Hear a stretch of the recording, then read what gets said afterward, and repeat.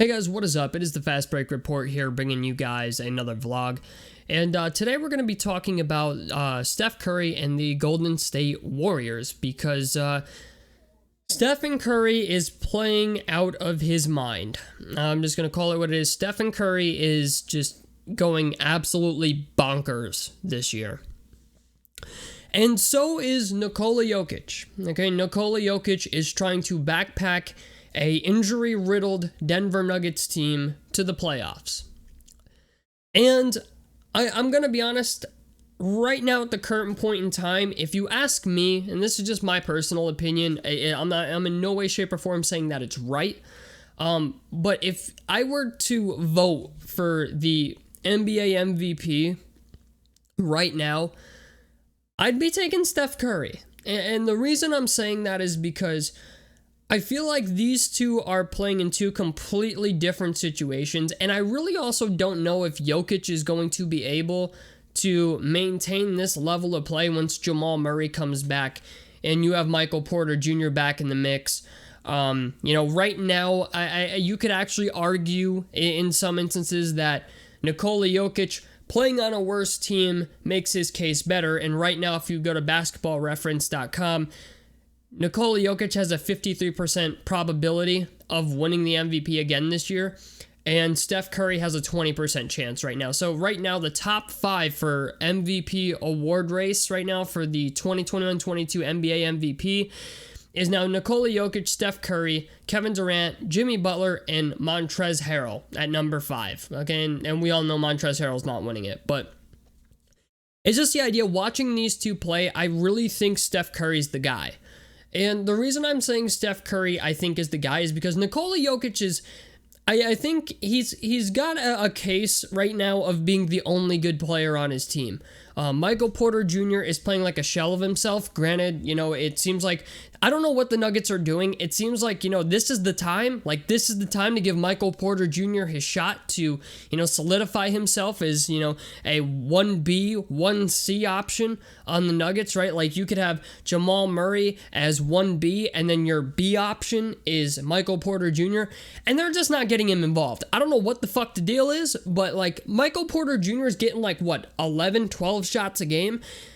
Being that Jamal Murray is out, I would be thinking that, the Nuggets should really be getting him more shots now. Now's the time. If you want him to become a better player, this is your chance to really give him a chance to progress and grow, and they're not doing it. Right now, Will Barton is getting more shots a game than Michael Porter Jr. I don't understand it. I don't know anybody who follows the sport who understands this move at all. But I mean, they just paid Michael Porter Jr. $200 million, and they're treating him like just an average role player. I really don't get it.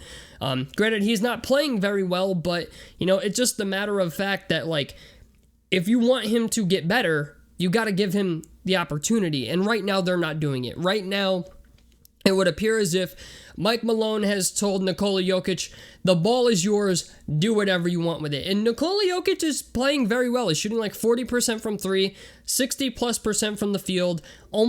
He's shooting 76% from the free throw line, and I think he's averaging 25 a game.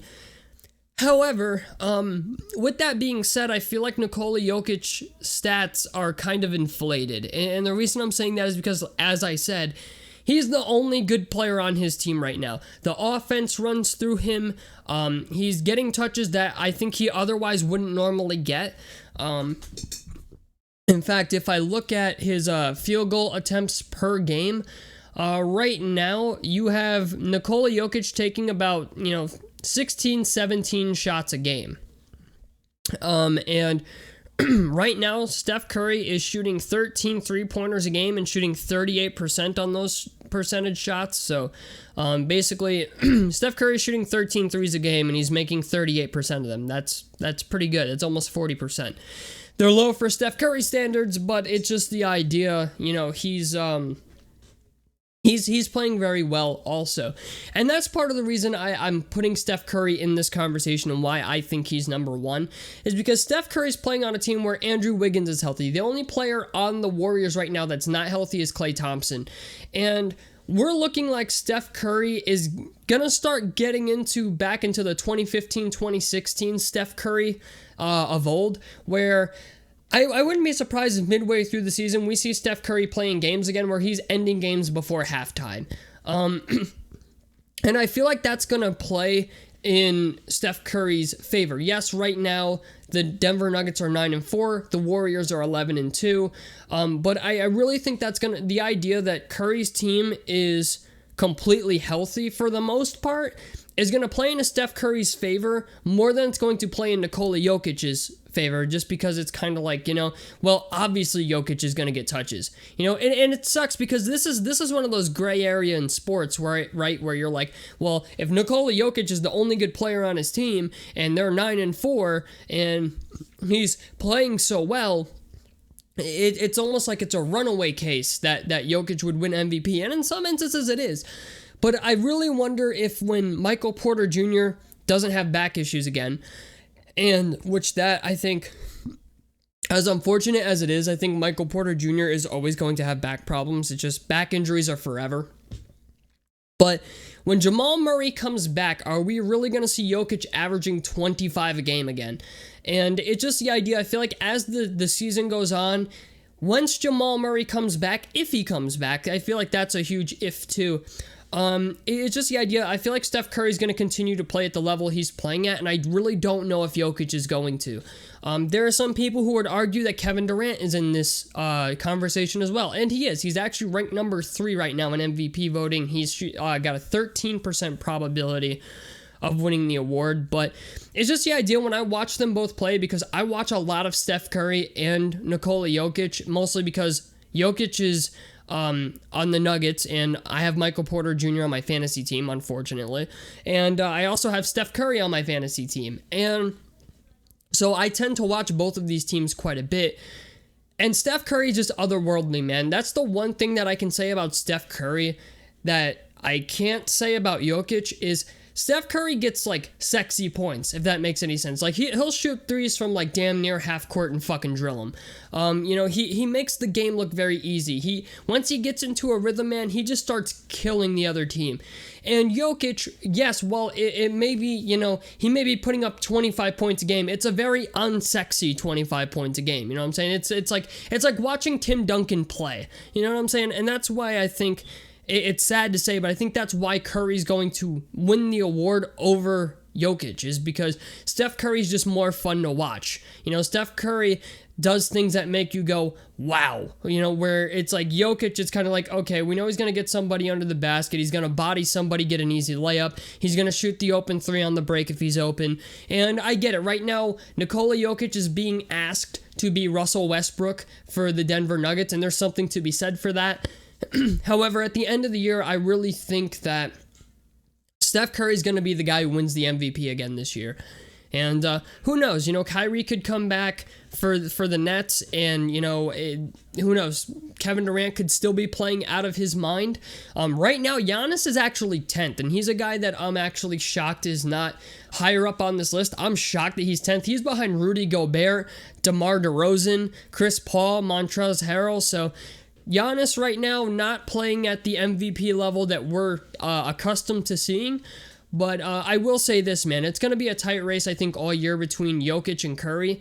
And I just think when it comes to just watching them play, Steph Curry, it does things that just make you go, that are just mind-blowing. And Jokic doesn't really do that. So I don't, like I said, it's one of those things that shouldn't matter. But Steph Curry passes the eye test, I guess you could say, where Nikola Jokic really doesn't. And, like I said, Jokic gets a solid 25 points a game, does it on great efficiency. He does everything, but it's just the idea, like, watching him play is not exciting. So, I don't know, man. We'll have to see. Jokic has some very nice passes and stuff like that, but, you get to watch Steph Curry potentially drop somebody and then pull up from, a 50-footer from the logo or something, and, it just, to me, watching Steph Curry play, it's like he just has that thing that I feel like makes his teammates better as well, and I feel like this contributes to that as well. So unfortunately, this is another thing you can't really track in a stat sheet really anywhere. But I really think Steph Curry, is making guys like, Gary Payton II better, Jordan Poole, Andrew Wiggins is, had a game the other day where it's like, wow, this is the Andrew Wiggins I expected to see when he was, the number 1 overall pick or something like that, when the Cavs drafted him. Like, this is the guy that we expected to see. And it's nice to see that we're finally seeing that a little bit. If we can get it more consistently out of Wiggins, that would be a plus. But I just think in some ways, Jokic's stats are kind of inflated a little bit because there's no Jamal Murray. And unfortunately, he's just not a sexy player to watch. Whereas Steph Curry, it's like you got the little shimmy going on, and he's shooting threes and turning around and pointing at the bench and stuff like that. Like Jokic doesn't do that, and I feel like as much as it sucks to say, that's the thing that's going to separate these two. And it's funny, I actually saw a picture on Twitter the other day of Steph Curry. He shot the ball, turned around and was going like this and pointed at somebody before the ball was even in the basket, and it was like somebody captioned the photo and it was like somebody photoshopped it and was like, this photo deserves to be in art museums everywhere. And it was a photo of Curry literally just pointing out the bench before the ball even went in the basket. And you know what, man, it's just guys like that, guys that are that good at shooting are generational talents. And I'm not saying Jokic isn't a generational talent, it's just he's a big man, and while he does a lot of things that we don't normally expect from a big man, Steph Curry has just he has it. I don't know what the hell it is, but Steph Curry has it, and Jokic doesn't. He doesn't. Jokic is a very solid, good player. He just, like I said, is not a sexy player to watch. So tell me what you guys think down below in the comment section below. I'd love to hear your guys' opinions on this. A like helps me out. Subscribe if you guys want to see more. This has been the Fast Break Report, and I'm out of this motherfucker. Peace, guys.